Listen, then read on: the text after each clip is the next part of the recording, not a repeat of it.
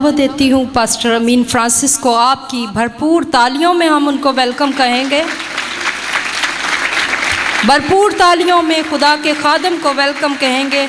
FGA church में भरपूर तालियों से खुदा के खादम को वेलकम कहेंगे।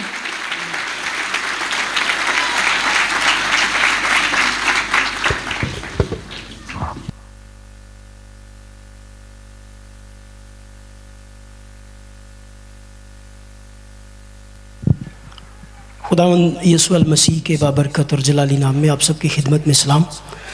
मैं शुक्रगुज़ार हूँ FGA चर्च सुल्तान पार्क का और अली जनाब रेवरेंड डॉक्टर निमान सरोश और तमाम लीडरों, तमाम खुदाम का, और मेरे बड़े अच्छे बहुत प्यारे बड़े भाई हमीद फ़रोज़ साहब बैठे हैं। मैं बहुत खुश हुआ उनको देख के और डरता हुआ यहाँ पहुँचा उनको देखते। मैं बहुत ज़्यादा उनकी रिस्पेक्ट करता हूँ। सो खुदावंद यीशु का हम शुक्र करते हैं। मुझे ये हुक्म हुआ, मैं समझता हूँ खुदावंद यीशु मसीह की मर्ज़ी है। डॉक्टर निमान सरोज साहब ने मुझे फ़ोन किया और मैंने कहा जी मैं हाज़िर हूँ। तो मैं खुदा का शुक्र करता हूँ। मैं इस लायक नहीं हूँ। मुझे याद है कि जब यहाँ पे बाइबल क्लास शुरू हुई, बाइबल स्कूल शुरू हुआ, तो हमारे रूहानी बाप मेरे मामू पादरी डॉक्टर इज़कियल सरोश जब वो पढ़ा रहे थे तो मेरे साथ भाई शफकत भट्टी बैठे हुए थे और वो ये तालीम दे रहे थे कि यीशु मसीह खुदा का कलमा, खुदा का बेटा, खुदा है। तो पिछली सीटों पे हम बैठे हुए थे, हम रो रहे थे और इतना डर गए, इतना कांप गए।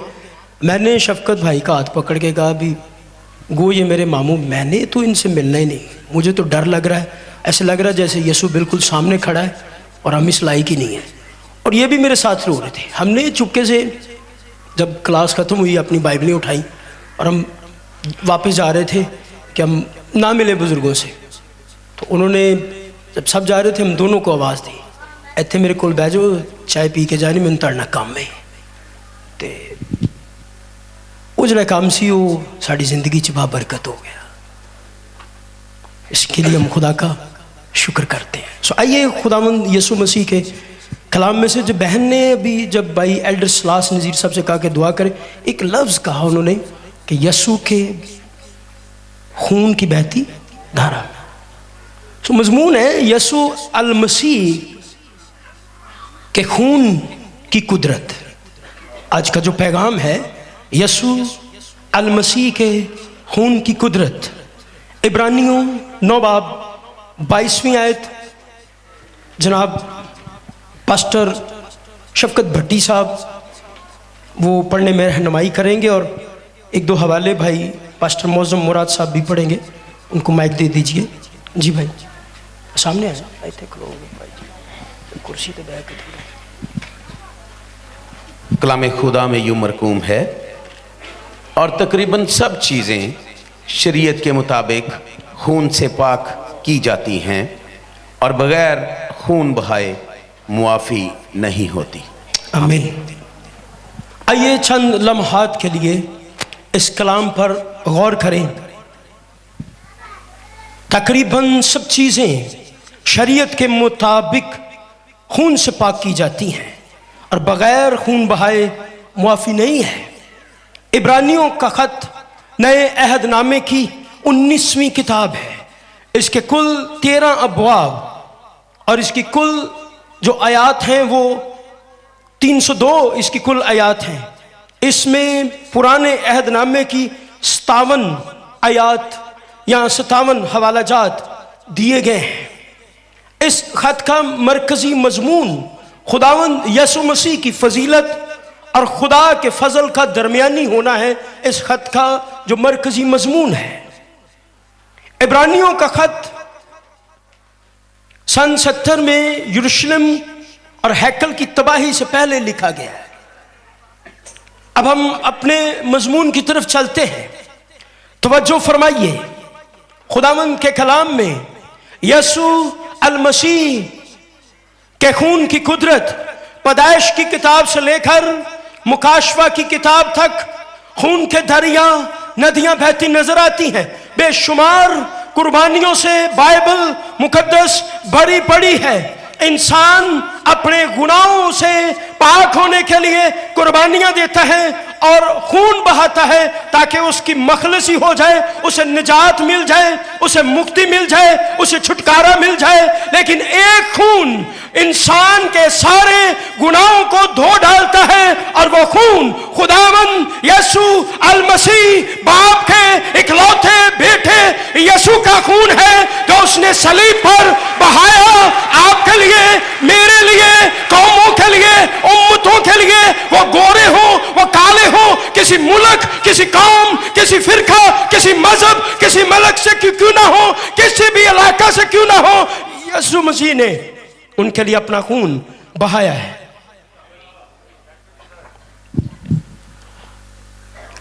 बाइबल मुकद्दस में लिखा है गुनाह की मजदूरी मौत है, लेकिन खून जिंदगी की नुमाइंदगी करता है। कुर्बानी बेअब बर्रे की होनी चाहिए और खून जो जिंदगी की नुमाइंदगी करता है, यीशु अल मसीह का खून हमें बाप से मिलवाता है। अब देखिए, एक आयत पढ़ेंगे पैदाइश की किताब, उसका 22वां बाब और उसकी 6ठी आयत। भाई मौजम पढ़िए प्लीज, पास्टर मौजम साहब। पैदाइश की किताब उसका 22वां बाब उसकी 6ठी आयत देखिए। और अब्राहम ने सोख्तनी कुर्बानी की लकड़ियां लेकर अपने बेटे इसहाक पर रखी और आग और छुरी अपने हाथ में ली और दोनों इकट्ठे रवाना हुए। तब इसहाक ने जी पढ़ते जाए अपने बाप अब्राहम से कहा, ए बाप। उसने जवाब दिया कि ए मेरे बेटे, मैं हाजिर हूं। उसने कहा, देख आग और लकड़ियां तो हैं, पर सोख्तनी कुर्बानी के लिए बर्रा कहाँ है?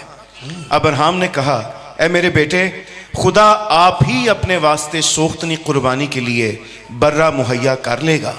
सो वो दोनों आगे चलते गए और उस जगह पहुंचे जो खुदा ने बताई थी। वहां अब्राहम ने कुर्बानगाह बनाई और उस पर लकड़ियां चुनी और अपने बेटे इसहाक को बांधा और उसे कुर्बानगाह पर लकड़ियों के ऊपर रखा। शुक्रिया, थैंक यू।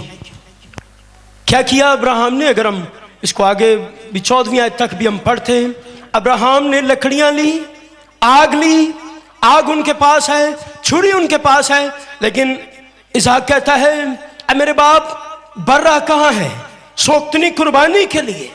अब मैं आपकी खिदमत में बताना चाहता हूं, ये खुदावंद यीशु अल मसीह की कुर्बानी की तरफ इशारा है।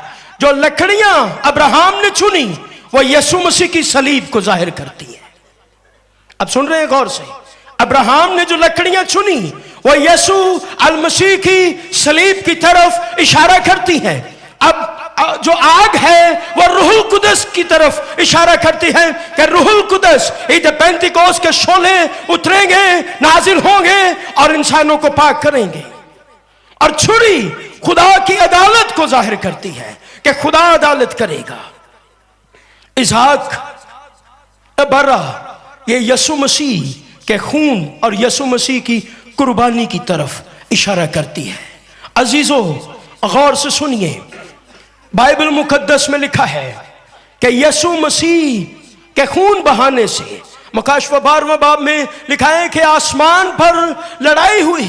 मीकाएल के फरिश्ते और वो जंग करने के लिए अजदहा और उसके फरिश्तों के साथ जंग करने के लिए निकले, लेकिन मीकाएल बर्रा के खून से उन पर गालिब आया। जब आप पर यीशु मसीह का खून लगा होगा आप कामयाब होंगे। कोई चीज आपको छू नहीं सकती। जादूगरी की कुव्वतें, जहन्नम की कुव्वतें, तारीकी की कुव्वतें, बदी की कुव्वतें, हर तरह के हसद, गुस्सा, तफरीके की कुव्वतें खत्म हो जाएंगी। जैसे आप पर बर्रे का खून लगेगा आप कामयाब होंगे। आप अपने कदम रखेंगे जिस जगह पर यीशु के खून में अगर आप धुले हुए हैं तो फिर आप कामयाब होंगे और आपको कामयाबी नसीब होगी।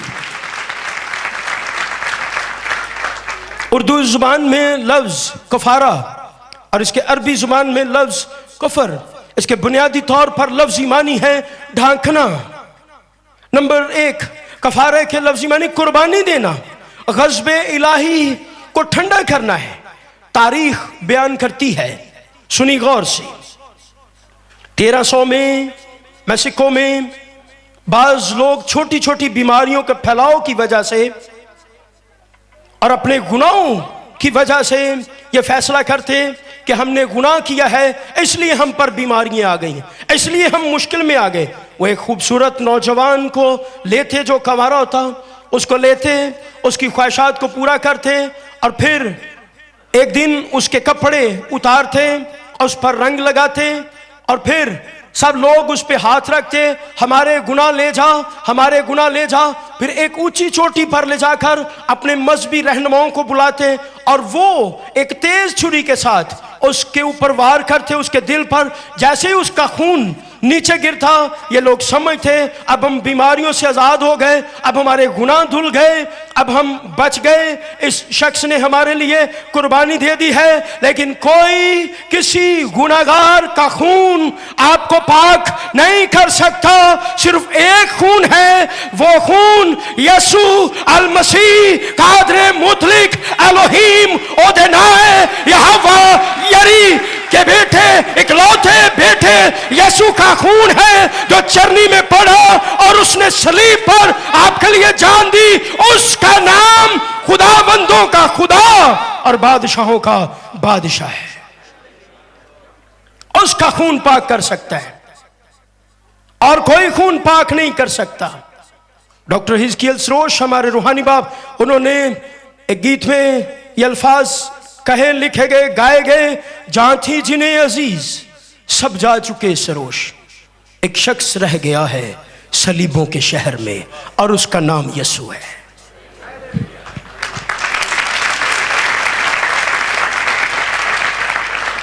अब देखिए रोमियो 3 बाब उसकी 23वीं आयत पढ़िए भाई।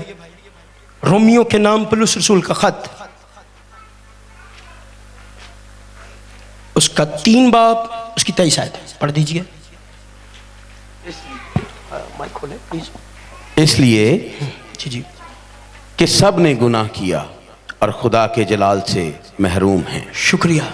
सब ने गुनाह किया और सब ही खुदा के जलाल से महरूम हैं। हम नबियों, पैगंबरों, रसूलों, औलियाओं की इज्जत करते हैं, हम उन्हें सलाम करते हैं, लेकिन बाइबल मुकद्दस बयान करती है सब ने गुनाह किया, सब खुदा के जलाल से महरूम हुए। लेकिन खुदावंद यसू अल मसीह की जात में कोई गुनाह नहीं था। गुनाह वही धो सकता है जिसकी अपनी जात में कोई गुनाह ना हो। खून उसी का शफा दे सकता है जिसकी अपनी जात में कोई गुनाह ना हो, और वो सिर्फ और सिर्फ कादरे मुतलिक का बेटा यसू मसीह है और कोई नहीं है। यूहन्ना की अंजील उसके 8 बाब उसकी 46वीं आयत पढ़िए, वहां पर क्या लिखा है। यूहन्ना की अंजील 8 बाब 46वीं आयत, ये पढ़ना बड़ा जरूरी है जी। खुदा के कलाम में यूं मरकूम है, तुम में कौन मुझ पर गुनाह साबित करता है। शुक्रिया। तुम में कौन मुझ पर गुनाह साबित करता है। बाइबल मुकद्दस पढ़िए और हिस्ट्री बयान करती है, जब काहिन हैकल में कुर्बानी देने के लिए जाता तो उसके बेल बांधी जाती कि पता चले कि वो अंदर कुर्बानी दे रहा है। लेकिन अगर आप बाइबल को बगौर पढ़े तो पहले वो अपने गुनाहों की कुर्बानी देता था, फिर कलीसिया के गुनाहों की कुर्बानी देता था। लेकिन बाइबल मुकद्दस बयान करती है कि यीशु मसीह पाक मकान में एक ही बार दाखिल हुआ, एक ही बार कुर्बान हुआ, एक ही बार सलीब पर चढ़ा, एक ही बार मर गया और 3 दिन तक कब्र में रहकर तीसरे रोज मुर्दों में से जी उठा। मौत, कब्र, शैतान, बदरुओं को शिकस्त देता हुआ, मौत की रस्सियों को तोड़ता हुआ जी उठा। उसने फरमाया मौत और आलम रवा की कुंजियां मेरे पास है, मेरे खोले हुए को कोई बंद नहीं कर सकता और मेरे बंद किए को कोई खोल नहीं सकता। इसलिए यीशु मसीह का खून पाक है, इसलिए वो गुनाहों से धोता है। उसका खून पाक है, गुनाहों से पाक साफ करता है, और वही पाक साफ कर सकता है जिसकी अपनी जात में कोई गुनाह ना हो। उसने फरमाया कौन है तुम में जो मुझ पे गुनाह साबित करे। यीशु ने कभी किसी को कत्ल नहीं किया, यीशु ने कभी किसी पर कोई इल्जाम नहीं लगाया।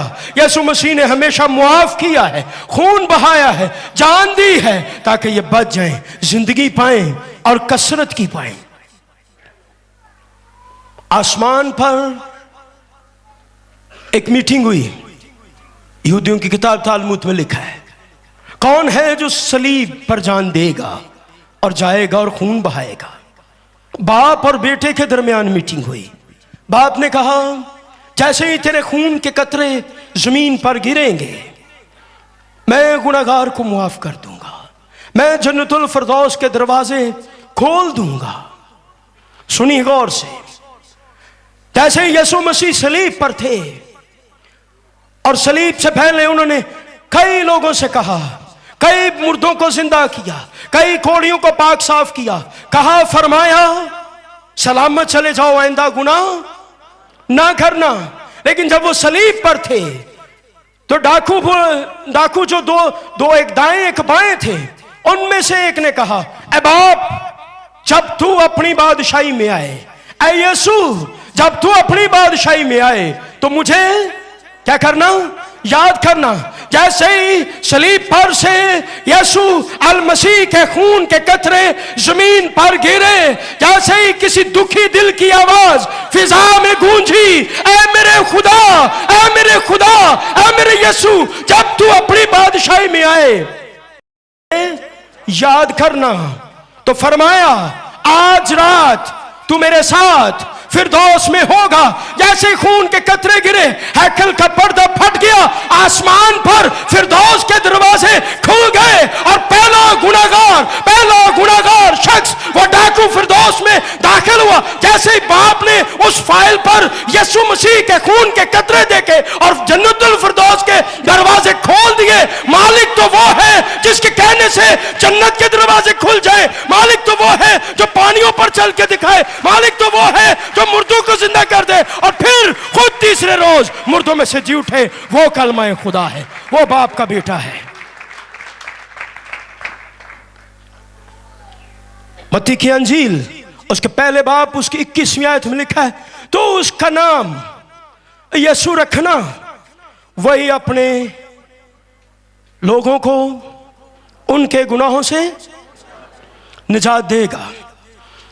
एक किताब कल रात में पढ़ रहा था, चाइना में एक सिस्टर थी, बड़ी दुआगो, जैसे आपके यहाँ पे दुआया मीटिंग की बहनें हैं और खुदा के साथ वफादार हैं और बड़ी दुआ करती, बाइबल पढ़ते और कलाम सुनाते। खुदा इन बहनों बेटियों को बरकत दे।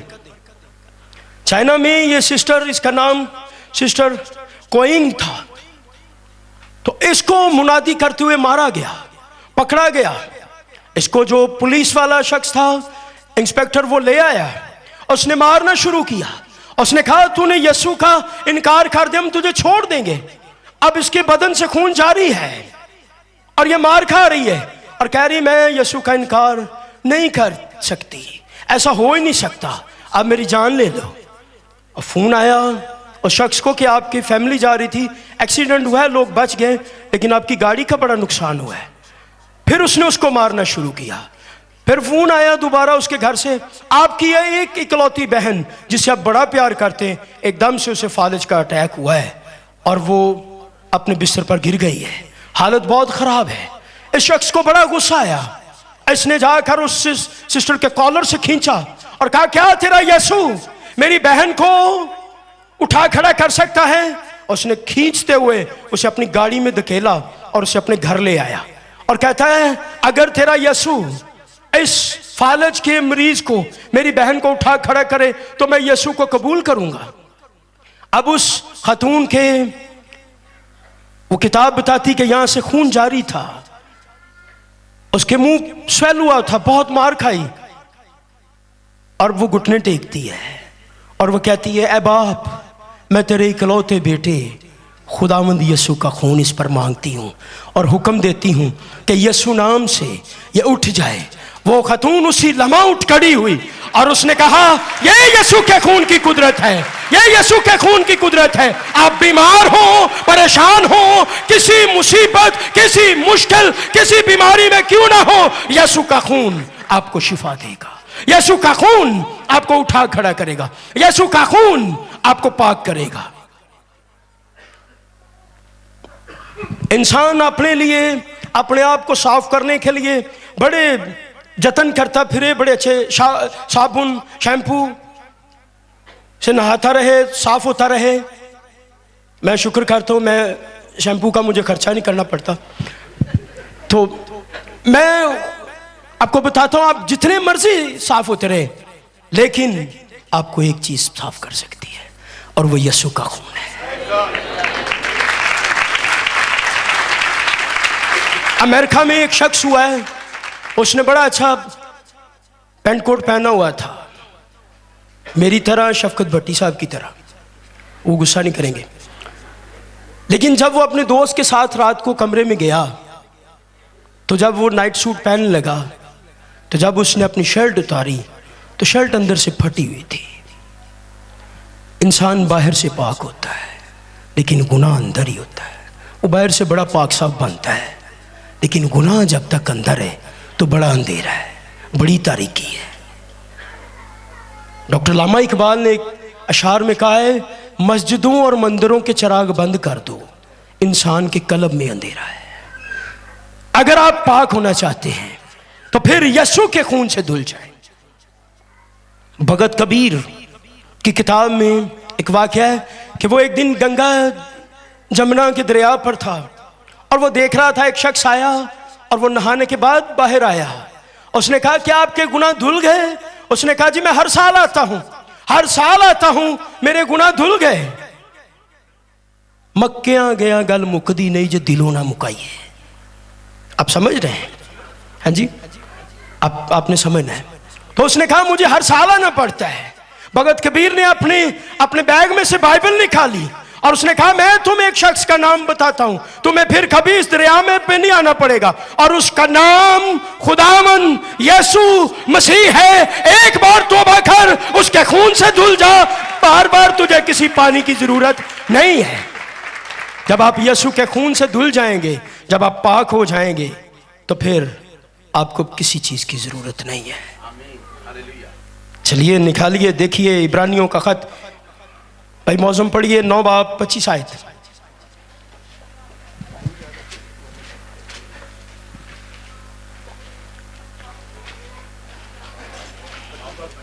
जी सर प्लीज, 25, 26, 27।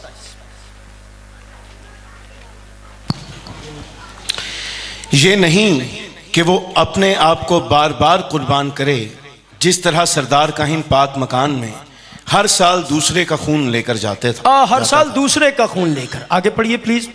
वरना बिनाए आलम से लेकर उसको बार बार दुख उठाना जरूर होता, मगर अब जमानों के आखिर में एक बार जाहिर हुआ, ताकि अपने आप को कुर्बान करने से गुनाह को मिटा दे। आमीन, थैंक यू।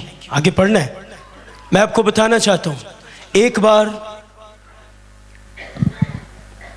मार्टिन लूथर अपने कमरे में दुआ कर रहा था, और उसके कमरे की दीवारों का रंग वाइट था, और वो घुटने से टेक कर दुआ कर रहा था, और वो रो रहा था।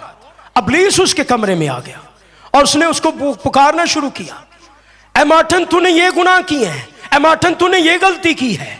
और वो आंसू बहा रहा था, यीशु मसीह के लहू को पुकार रहा था। एक हाथ आया और दीवार की दूसरी तरफ लिखना शुरू किया।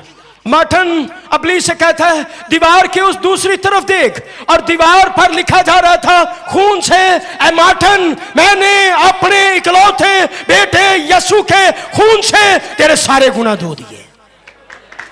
जब आप घुटने टेकेंगे, जब आप आंसू बहाएंगे, जब आप तौबा करेंगे, तो फिर यीशु मसीह आपको अपने खून से पाक और साफ कर देगा।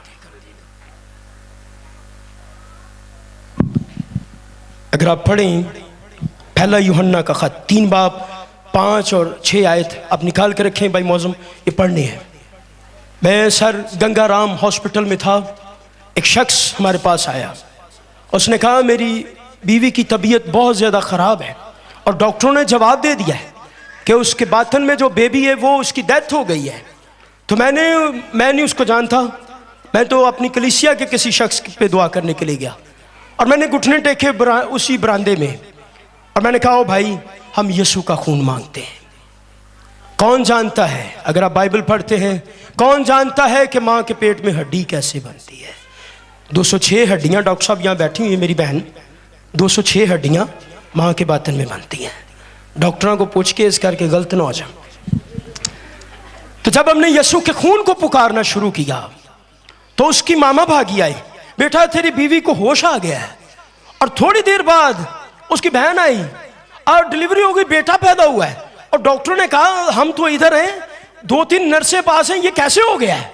तो फिर वो मुझे कहा पैसा बंदर आए, डॉक्टर साहब आप दुआ करें। डॉक्टर साहब को मैंने हाथ पकड़ के बताया, हमने इस पर यीशु का खून मांगा है, उसने आपके लिए भी बहाया। यीशु का खून लगाने से आप पाक हो जाएंगे। यीशु का खून मिस्र में दरवाजों पर लगा था। मूसा ने यशुआ से कहा, जिस दरवाजे पर बर्रे का खून होगा उस जगह मौत दाखिल ना होगी। क्या आप जानते हैं, क्या बाइबल पढ़ते हैं? चलिए ये हवाला पढ़ लें, पहला यूहन्ना का खत 3 बाब 5 से 6 आयत पढ़िए जी। और तुम जानते हो कि वो इसलिए जाहिर हुआ था कि गुनाहों को उठा ले जाए, और उसकी जात में गुनाह नहीं। शुक्रिया, वो इसलिए जाहिर हुआ था। बेशक लोग यीशु के खिलाफ लिखते रहे कि यीशु खुदा का बेटा नहीं है, यीशु सलीब पर कुर्बान नहीं हुआ। बेशक वो कहते रहे यीशु मरा नहीं है, यीशु का किसी जगह मज़ार है, वो किसी मुर्दे को जिंदा कर देगा। बेशक वो यीशु के खिलाफ कहते रहे यीशु मसीह किसी कोड़ी को पाक कर देगा। बेशक वो यीशु के खिलाफ कहते रहे यीशु किसी फालज के मर्ज को उठा खड़ा करेगा। बेशक वो कहते रहे यीशु मसीह किसी की हार्ट बीट, किसी के दिल के जो बंद बाल है वो खोल देगा। वो बेशक वो कहते रहे कि यीशु खुदा का बेटा नहीं है, वो सलीब पर नहीं हुआ, उसका खून तमाम गुनाहों से धो देगा और वो पाक कर देगा। लोग हैरान होंगे कि ये कैसे हो गया। एक है जिसके खून से हम पाक हो सकते, क्योंकि बाइबल में लिखा है बैलों बकरों बछड़ों का खून और गाय की राख हमें पाक नहीं करती, सिर्फ बर्रे का खून जिसका नाम खुदावंद यीशु अल मसीह है, उसका खून हमें पाक कर सकता है, और कोई नहीं है। आप देखें अयूब की किताब को, घर जाके पढ़िए पहले बाब को। लिखा है कि इब्लीस खुद आया। कभी मुझे मौका मिला मुझे जैसे निकम्मे शख्स को, तो मैं अयूब की किताब के बारे में यहां प्रीच करूंगा। लिखा है कि अयूब के घर के चौगिर्द बाढ़ थी। मैं इसको यूं लेता हूं, इब्लीस ने कहा, खुदा ने कहा क्या तूने मेरे बंदा अयूब को देखा है? तो उसने कहा उसके घर के चौगिर्द तो तूने क्या किया जी? बाढ़ लगाई। इसका मतलब है, मैं इसको यूं लेता हूं, इब्लीस के छोटे मोटे मुअक्कल गए होंगे, वो दाखिल नहीं हो सके, वो दाखिल नहीं हो सके। लेकिन इब्लीस खुद भी दाखिल नहीं हो सका। अयूब के घर के चौगिर्द जो बाढ़ थी वो रूहुल कुदस की बाढ़ थी। अयूब के घर के चौगिर्द जो बाढ़ थी वो यीशु मसीह के लहू की बाढ़ थी। अगर आपके घर के चौगिर्द यीशु के लहू की बाढ़ है तो आप कामयाब हैं। अब कभी ना डरे। एक जगह पे था, अब आप इनको मुआफ कर, क्योंकि ये नहीं जानते कि ये क्या करते हैं। हम गैर जुबान में भी बोल रहे होते हैं, दुआएं भी कर रहे होते हैं, पर अंदरों कह रहे होते हैं मैं नहीं बुलाना शफकत भट्टी नहीं, मैनू की लगे। हाँ जी, ऐसा नहीं है। मैं तो कतन नहीं कर ऐसी बात को मानता। सुनिए गौर से, यीशु का खून, एक प्रोफेसर बड़ा मशहूर हुआ है, उसका नाम प्रोफेसर फेरेज था। वो अपनी किताब दी गोल्डन बुक में लिखता है, एक बहुत बड़ी किताब है। वो कहता है 90% लोग अपने त्यौहार जानवरों को कुर्बान करते हुए मनाते हैं ताकि हमारा कफारा हो जाए, लेकिन वो कहता है 10% लोग ऐसे हैं जो यीशु की सलीब को देखते हैं और कहते हैं हमारा कफारा यीशु का खून है। कौन सा खून है? यीशु मसीह का खून। यशायाह की किताब उसके 53 बाब उसकी 5 आयत में लिखा, उसके मार खाने से। किसके? उसके मार खाने से क्या किया जी? बोलोगे? मैं सोचना ईमानदारी ना कि मैं तुहाडे नालों घट पढ़िया लिखा तो मेरी जगह इत्थे नहीं गई, मैं उत्ते खलोन दे लायक हाँ। तेरे मार खाने से हमने, तो फिर कई दिन गुजर जाते हैं, कई महीने, कई साल, अई शिफा ही नहीं पाते। असी उत्थे दुआ करवा के पास्टर मौजम को या भाई फरहान सरोश को, तो फिर वापस, फिर अगले दिन फिर दुआ, वो 2 महीने लंघ जाते हैं क्योंकि हमने तौबा नहीं की। हमने खुद यसू के खून को, हाँ जी, हमने खुद यसू के खून को, आप असी जलो पारक होने तो पादरी ने कहने दुआ कर, तू खुद भी दुआ करें। डॉक्टरों की रिसर्च के मुताबिक 39 मेजर बीमारियां हैं, 39, 39 और 39 ही कोड़े आपकी और मेरे निजात दहिंदा ने खाए। कोई कहता है एड्स का इलाज नहीं है, हम उसको बताते हैं यसू के खून में सब कुछ है। आमीन। यसू का खून उसको भी पाक साफ करेगा, यसू का खून उसे भी धोकर पाक कर देगा, यसू का खून खानदानी लानतों को खत्म कर देगा, यसू का खून खानदानी बीमारियों को खत्म कर देगा। आप डॉक्टर के पास जाएं, आप बड़े खांस रहे हो, हॉस्पिटल में ले जाएं, इमरजेंसी में, डॉक्टर पहला सवाल ये करेगा ये बीमारी आपके खानदान में किसको पहले थी। लेकिन मैं आपको बताता हूं, आइए एक बड़े डॉक्टर से मिले जिसका नाम, जो डॉक्टरों के ऊपर बड़ा सर्जन है, जो सर्जनों के ऊपर बड़ा प्रोफेसर है, और जो प्रोफेसरों के ऊपर बहुत बड़ा प्रोफेसर है, उसका नाम यीशु है। वो आपकी खानदानी लानतों, बीमारियों को खत्म कर देगा और अपने खून से धो करके आपको पाक कर देगा और आपके लिए दरवाजे खोल देगा। आखिर में अमेरिका में एक नौजवान लड़का था, उसका नाम जॉन था, यूहन्ना। कार ड्राइविंग करते हुए इसे एक्सीडेंट हुआ, इसे पकड़ा और फिर इसे अदालत में ले गए और पुलिस वालों ने इसे पकड़ा था। जब ये अदालत में सामने गया तो जज की सीट पर इसका बाप बैठा था और जब ये मुस्कुराया कि मेरा बाप है, मैं तो छूट जाऊंगा, तो इसे पूछा गया तेरा नाम क्या है, और ये मुस्कुरा कर कहता है जनाब आप तो मेरे पापा हैं, मैं तो आपके साथ रहता हूं। कहते नहीं नहीं, अपना नाम, आप मेरा नाम जानते हैं। बड़े गुस्से से कहा अपना नाम बताओ। तो फिर उसने कहा जी मेरा नाम जॉन है।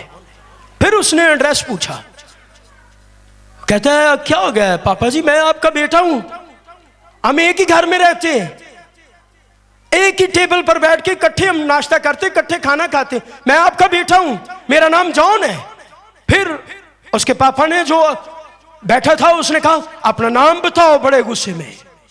फिर उसने डरते कांपते हुए अपना नाम बताया, अपने घर का एड्रेस बताया और फिर उसे $100 जुर्माना हुआ। और वो बड़ा परेशान और दुखी था कि मेरे बाप ने मुझे कहा है कि तू $100 जुर्माना दे। और जब वो खड़ा था थोड़ी देर के बाद उसका बाप अपना वो जो लिबास था वो उतार कर, जज का जो लिबास था उतार कर उसके पास आया। उसने अपना वॉलेट निकाला, अपना पर्स निकाला और एक $100 दिया। तो बेटा देख रहा था, तो उसने बड़े जज्बात में पूछा जब आप कुर्सी पर थे, जब आप अदालत के अंदर इंसाफ कर रहे थे, तब आपने मेरी आवाज नहीं सुनी, तब आप मेरा नाम पूछ रहे थे, मैंने आपको बताया मेरा नाम ये है, मेरा एड्रेस ये है, मैं आपका बेटा हूं, मैं आपके साथ रहता हूं, एक ही घर में हम रहते हैं। तो बाप कहता है बेटा तब मैं अदालत कर रहा था, तब मैं खड़ा अदालत की सीट पर बैठा था, मुझे इंसाफ करना जरूरी है, अब मैं नीचे आया हूं। यीशु ने, खुदा ने अदालत की सीट पर बैठा है, उसने अपने इकलौते बेटे को जमीन पर भेजा, उसने अपनी कीमत देकर मेरे आपके गुनाहों के लिए अपना खून देकर, खुद खून देकर हमें बचाया है, हमें छुड़ाया है, हमें बहाल किया है, हमारे लिए जन्नतुल फिरदौस के दरवाजे खोल दिए हैं। वो सब नामों से, आपके नामों से, मेरे नाम से, सबके नामों से वाकिफ है, लेकिन वो खुद जमीन पर उतरा ताकि आपका और मेरा फिदिया दे। ये उसके खून की अजमत है, ये उसके खून की फजीलत है। और इसलिए यूहन्ना की अंजील 3 बाब 16वीं आयत में लिखा गया, बाप ने दुनिया से ऐसी मोहब्बत रखी कि उसने अपना इकलौता बेटा बख्श दिया ताकि जो कोई उस पर ईमान लाए हलाक ना हो बल्कि आइए अपने कदमों पर खड़े हों और हम दुआ करेंगे, शुक्रगुजारी करो साथ ही बीमारों के लिए। अब मैं दरख्वास्त करूंगा तमाम लीडरों से, भाई फरहान सरोज से, भाई पीटर सरोज से, पास्टर मौजम से, जो एल्डर साहिबान इस चर्च के वो सामने आ जाएं। जो बहनें बेटियां खिदमत में हैं, बहन सिस्टर फरजाना, पास्टर फरजाना, आप भी बाजी निगत, आप भी सारे अजवीनस और जो लीडर हैं आ जाए, हम बीमारों के लिए दुआ करेंगे। भाई फरहान साहब प्लीज, पास्टर शफकत साहब, पीटर साहब प्लीज आइए, एक लम्हा के लिए हाथ उठाइए, हम शुक्रगुजारी करेंगे इस कलाम के लिए। मेरी दरख्वास्त है जो चर्च के एल्डर साहिबान हैं वो भी सामने आ जाए। हालेलुया हालेलुया, माइक शुक्रगुजारी करेंगे आप, क्या शुक्रगुजारी करेंगे? Hallelujah hallelujah, praise Lord, hallelujah. इस कलाम के लिए शुक्र कीजिए, शुक्र करें खुदावंद खुदा का, शुक्र कीजिए। मेरी दरख्वास्त है एल्डर साहिबान भी आ जाए, जितने लीडर हैं हम सारे मिलकर सारी जमायत की तरफ हाथ बढ़ाएंगे, हाथ बढ़ाएंगे अपने। Hallelujah, praise Lord, thank you Jesus, thank you Lord, thank you Lord. तेरा शुक्र हो, तेरा शुक्र हो। खुदा के तमाम एल्डर वो हाथ बढ़ाएंगे, हाथ बढ़ाएंगे। Hallelujah hallelujah. और आप अपनी आंखें बंद कर लीजिए, अपने हाथ उठाइए। अब हम बीमारों के लिए दुआ करने लगे हैं, जो बीमार हैं, जो परेशान हैं, यीशु मसीह के नाम से, यीशु के खून से आप धुल रहे हैं।